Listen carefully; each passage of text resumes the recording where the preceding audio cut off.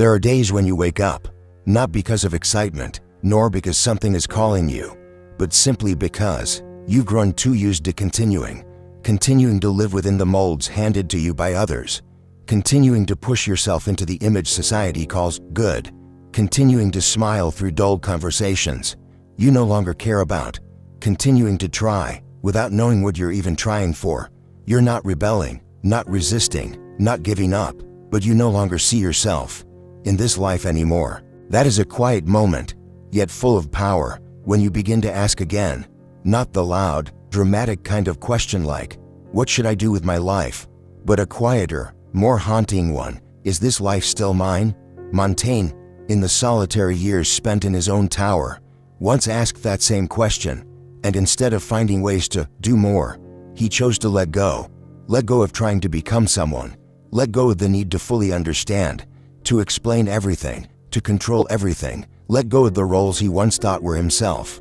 And from that letting go, a new inner space opened up, a calmness without needing to prove anything, a freedom without the noise. Perhaps you are getting very close to that point, not because you are weak, but because you are awake enough to realize true freedom isn't about breaking everything apart. It's about having the courage to return to yourself, quietly, simply, and profoundly. 1. The obsession with control is a prison of the mind. There's a cruel paradox quietly unfolding within each of us. The more we try to control life, the more we lose our inner freedom. On the surface, control offers a sense of safety, controlling emotions, behavior, the future, how others perceive us, and even the unpredictable nature of fate. But deep down, it becomes a cage of iron bars we forge with our own hands. Each lock, each bolt, cast in fear and illusion. Since childhood, we've been taught, to succeed, you must control well. Control emotions so you don't reveal weakness. Control your words so you'll be liked. Control your behavior so you won't cause harm. And then, as we grow, control becomes a lifestyle. Every plan must be perfect. Every relationship must have a backup plan. Every action must be the right time, the right person, the right way. But few realize it is this very control, not the world, that is suffocating us. Look back. How many times have you denied something you deeply desired just because you feared others wouldn't accept it? How many times have you stayed silent, smiling, while your mind screamed inside? How many times have you delayed your dreams because you feared failure? These actions didn't come from clarity. They came from the fear of losing control, fear of judgment, fear of rejection, fear of entering the unknown, where outcomes are never guaranteed. What's most frightening isn't the outside world. It's how you continuously distort yourself to fit others' expectations. You're no longer living as a free being. You're performing like an actor, always playing the role of okay, reasonable, successful, according to a script written by others. And with every act, you build another wall between yourself and who you truly are. Michel de Montaigne, the 16th century philosopher, saw this truth from the solitude of his tower, where he spent his final years. He said, "We are not bound by circumstances, but by our insistence on controlling them." What he discovered, simple yet profound, is that the more we claim to control, the further we drift from reality. Instead of living, we calculate. Instead of feeling, we predict. Instead of surrendering, we strain ourselves to exhaustion. And sadly, society celebrates this. The successful are those who control. The admirable are those who manage everything. But the truth is, no one can control it all. The world is inherently unstable. Emotions are fleeting. People are unpredictable. And the more you impose order onto a river that cannot be held still, the more you lose, not because of failure, but because you're no longer truly alive. The most dangerous thing about control doesn't lie in behavior, but in the false belief that, if I'm good enough, calculated enough, I'll be loved, accepted, safe. But no one loves you because you're perfect. They love you because you are real. Sometimes confused, sometimes fragile, sometimes messy. And if they only loved the controlled version of you, then you've never truly been loved.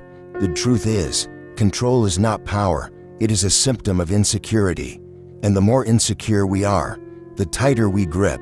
But like a rope, the tighter you pull, the deeper it cuts into your skin. Peace doesn't come from managing everything. It comes from accepting that, I can't control it all, and that's okay. Letting go of control is not giving up. It's growing up. It's when you stop using logic to mask your fear and begin trusting the natural flow of life. It's when you stop trying to please everyone and start having honest conversations with yourself. And here's the miracle. Only when you stop controlling do you begin to live, when you're no longer driven by the need to be fine, successful, logical. You finally enter a space of inner freedom, where every action no longer comes from fear, but from clarity. 2. Letting go is the only path back to inner freedom. There is a paradox that we only begin to recognize when we are weary of life.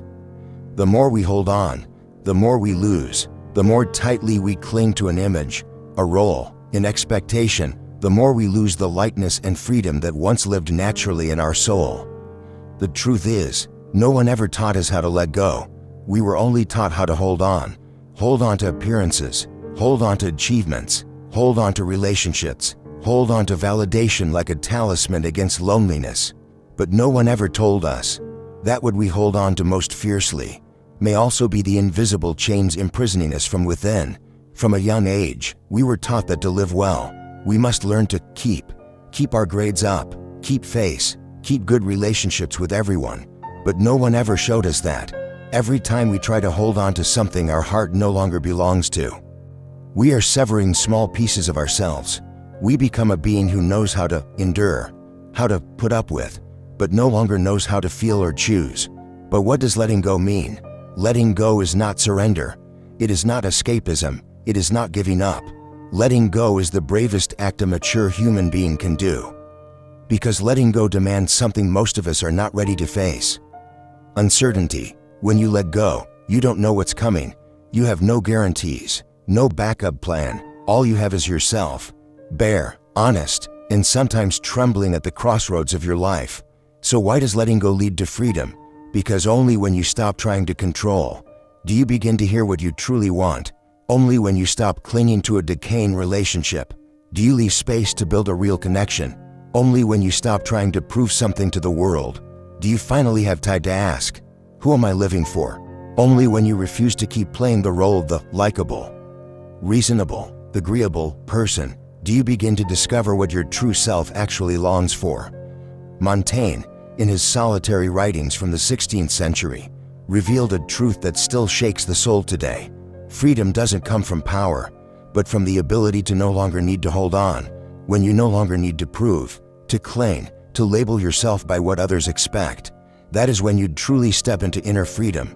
Letting go is the beginning of honesty, and that honesty can hurt, because you will realize that many of the relationships you've held on to were born from the fear of being alone, not from true empathy, that the achievements you've chased weren't born from passion, but from the fear of being looked down on, that you have sacrificed too much of your real self just to be accepted in a world that demands you to always be fine.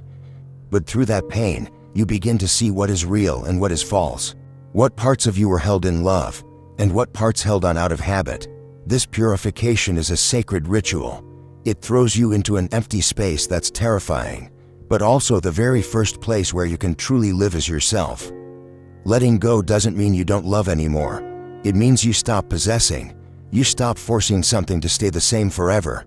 You learn to love without control, to stay connected without binding.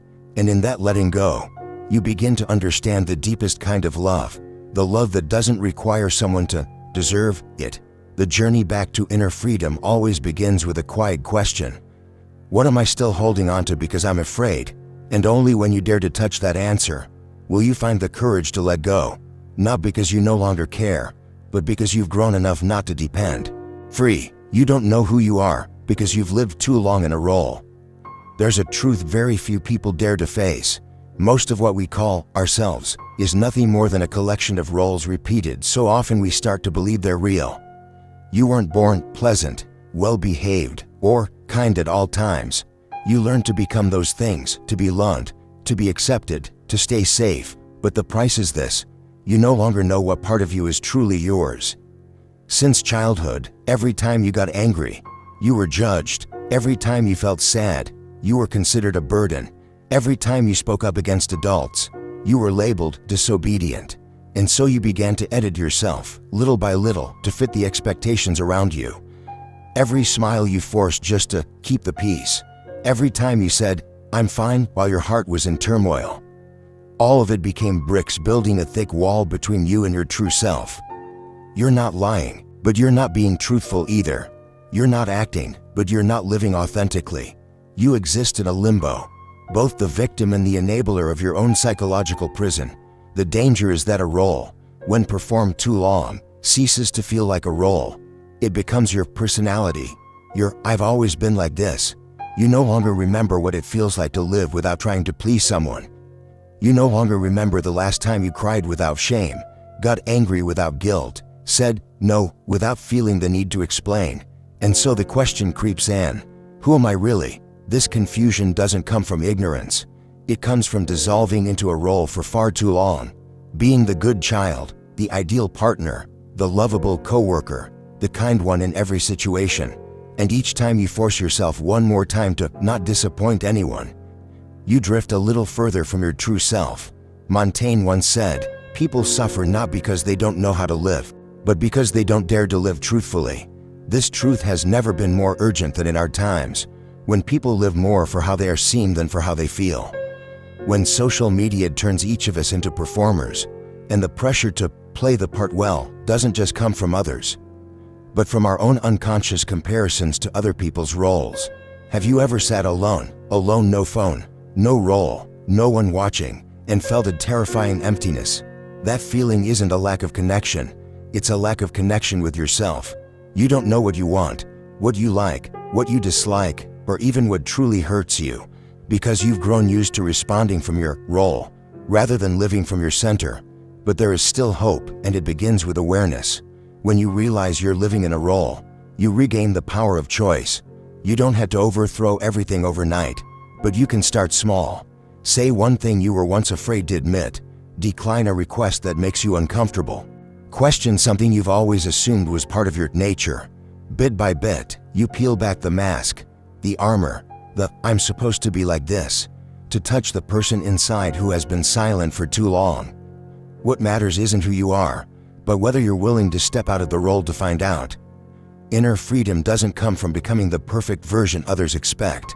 It comes from having the courage to reconnect with yourself, the one you've forgotten beneath all the well-crafted disguises, but who has always waited, quiet, true, and achingly alone. 4. Success without alignment to your true nature is merely an illusion. There is something few people dare to admit. Not every success brings fulfillment. In fact, one of the quietest tragedies of our modern age is that people achieve goals they never truly desired. They climb to the top of the mountain, only to realize they scaled the wrong one. The issue isn't effort, it's the fact that we've been striving toward a version of success that isn't ours. A version wrapped in ready-made definitions. A big house, a nice car, a social status, fame, and admiration. And every time we move closer to these things, we somehow feel more hollow. Why? Because you can never feel full when you're pouring into a vessel that isn't yours. Success, when not rooted in your true essence, is just a golden mask, shiny, impressive, but lifeless underneath. And when that mask is taken off, when the lights go out, the stage curtains close, when no one's watching, you face a haunting question: whose life have I been living? Montaigne once wrote, "There is no act more foolish than trading your true self for what society deems achievement." But society is a master illusionist. It expertly convinces you that you want something that you were merely taught to want. You think you want a stable job, but in truth, you just fear uncertainty. You think you want to marry at the right age, but in truth, you can't bear being judged. You think you want fame, but in truth, you're just yearning for validation. And so, you chase dreams that aren't yours, and call it passion. This is why so many successful people feel empty. They have everything others admire, yet inside, they are barren. They are so busy they no longer have space to ask themselves, am I living authentically? And often, that busyness is a diligence. It's a defense mechanism. They're afraid to stop, afraid of silence, afraid that if the emptiness were to surface, it would consume them unless they kept doing something, anything, to feel like they're moving forward. But moving forward doesn't mean you're heading in the right direction, and climbing higher doesn't mean you're getting closer to yourself. True success doesn't come from the outside. It's not about what you possess. It's the feeling of inner alignment between what you do and what you believe, between the image you show and the person you truly are. It's the sense of living wholly from your core values, regardless of whether the world understands or applauds. It's the kind of success that needs no applause, because your inner being already feels complete, and such success cannot be borrowed. No one can define it for you. You must go within, strip off every performance, every external expectation, to reach the most fundamental question: who am I when I don't have to prove anything? From that question, you will rebuild everything: your career, your relationships, your choices, not from fear or social conditioning, but from truth. And perhaps you'll choose a smaller, quieter path, but one filled with peace. Perhaps you'll walk away from what others see as dream-worthy, because deep down, you know it was never yours. Because in the end, it's not the one who climbs the highest who wins. It's the one who dares to stop, turn back, and walk the right way, the way that leads back to themselves. 5. Everyone is a storyteller, but most are repeating someone else's script. Have you ever asked yourself, how much of the story you're living each day truly belongs to you? Not everyone realizes it, but every human being is a storyteller, not just through words, but through how we live, how we choose, how we respond to the world. Your life is a series of chapters, and you are the one meant to write the script. Yet ironically, most people are simply living out stories that were already written by someone else. From the moment we're born, we're handed a blank book, and others begin writing in it for us. You must be obedient. You must grow up to succeed. As a girl, you must learn to sacrifice. As a man, you must never cry. These seemingly harmless phrases become the opening lines of our life script. And day by day, we learn to keep writing in a way that fits the story's tone, so as not to disappoint anyone. You weren't encouraged to create your own narrative. You were praised for following, for not standing out, for being reasonable. And so you began to copy the story of your teachers, your parents, society, the celebrities you admired. Bit by bit, fragments of other people's lives were stitched together to form your identity. Even though it never truly belonged to you, you chose a stable job because others said it was wise. You married someone suitable because your family approved. You hid your true emotions because someone once said you were too sensitive. Each of those decisions felt voluntary, but in truth, they were just acts of obedience to the script. A script written from the outside, not from your inner voice. Montaigne, back in the 16th century, saw this. He once warned, "Nothing is more dangerous than living a templated life while believing you are free." Because when you retell someone else's story, you don't just lose your individuality, you lose the ability to shape your own destiny. You cannot master your life if you do not master the narrative of yourself. Pause and ask, in the story I'm living, am I the protagonist, or just a supporting role in someone else's play? Am I living authentically, or just playing the part? Am I writing my own lines, or reciting them from memory?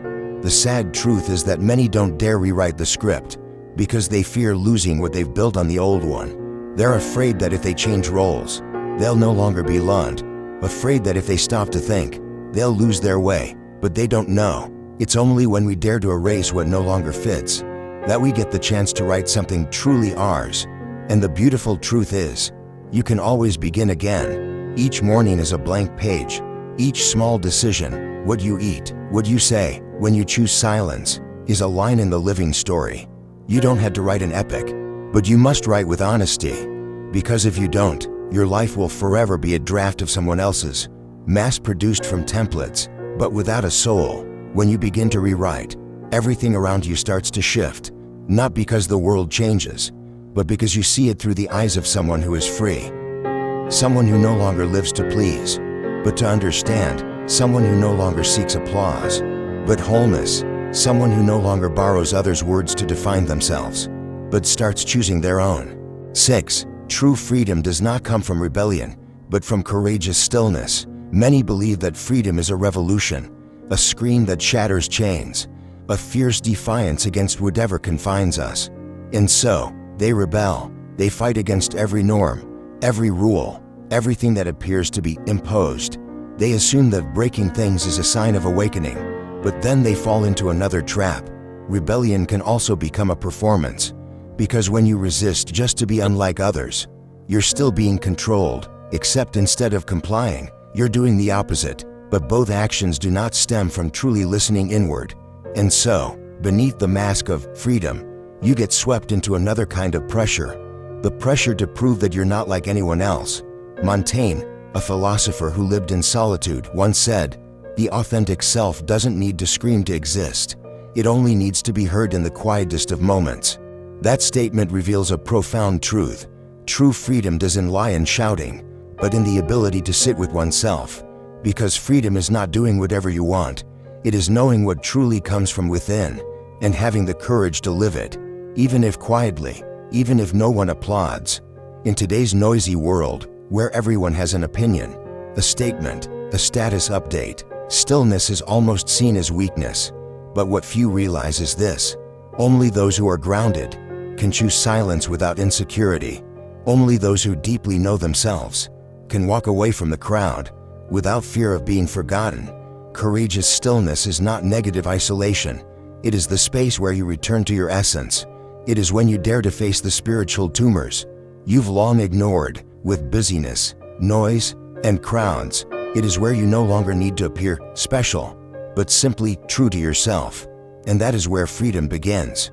When you're no longer pushed to stand out, when you no longer feel the need to argue to protect your ego, when you can accept uncertainty, emptiness, and even unanswered questions, that is when you are living from a center, more solid than all the noise around you.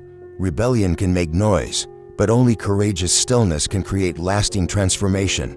The rebel may change the world, but the still one transforms themselves.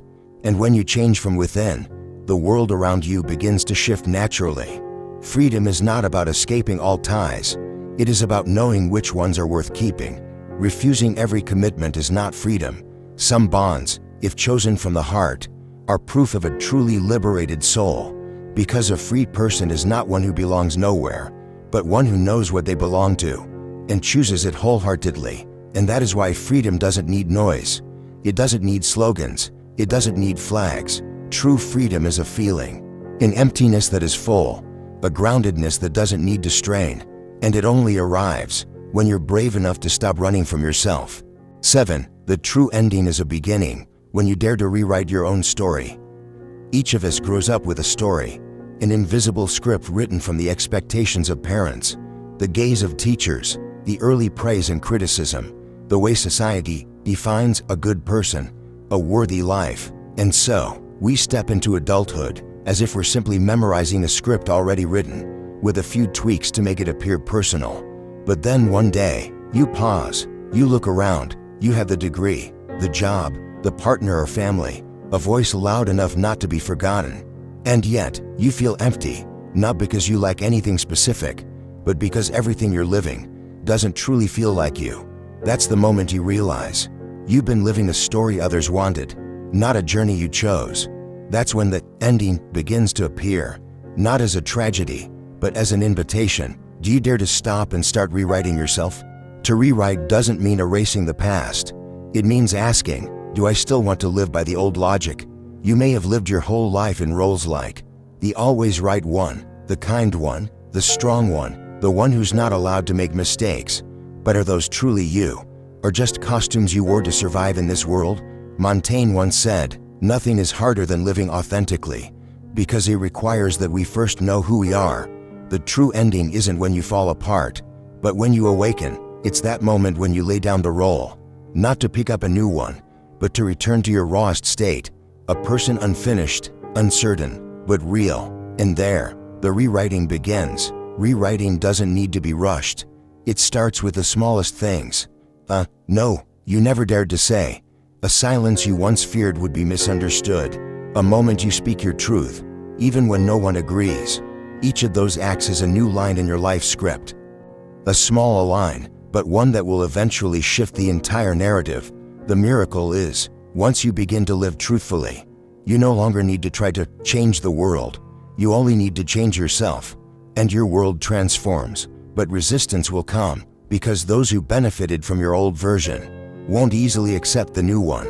They'll question you, resent you, accuse you of changing, and you must be brave enough to understand their resistance is not proof you're wrong. It's just the natural reaction of a system, destabilized by your refusal to keep playing your role. The ending, therefore, is not the final chapter. It's the moment you dare to cross out what's no longer true and write a new line, however messy, however incomplete, but undeniably yours. You can't redo the past, but you can always change how you tell it. A mistake that once broke you can now be a turning point. A fear that once held you back can become the ground on which you learn to stand. To rewrite is not to pretend nothing ever happened. It is to bravely assign it a new meaning. And when you do that, what was once called the end becomes a door, and for the first time in your life, you are the author. When you begin the journey of letting go, you will lose many things: approval, roles, compliments, perhaps even relationships that once felt inseparable. But the strange thing is, you won't feel deprived. On the contrary, you'll start to regain something you lost long ago: yourself. You begin to feel your own presence. In every breath, you no longer live to please, but to connect. No longer strive to be recognized, but to touch the most honest part within. You're no longer afraid of loss, because finally, you realize the things that truly matter never leave you, as long as you don't abandon yourself. That is when you stop running. You no longer need to be someone in order to be loved. You no longer need to control everything. To feel safe, you no longer need to prove anything, because freedom doesn't come from having everything. It comes from being able to choose what's worth keeping and what is meant to be released. And if you are brave enough to step into that journey, not for anyone, not to show anyone, but simply to live more truthfully each day, then congratulations, you are no longer someone searching for freedom. You are freedom itself.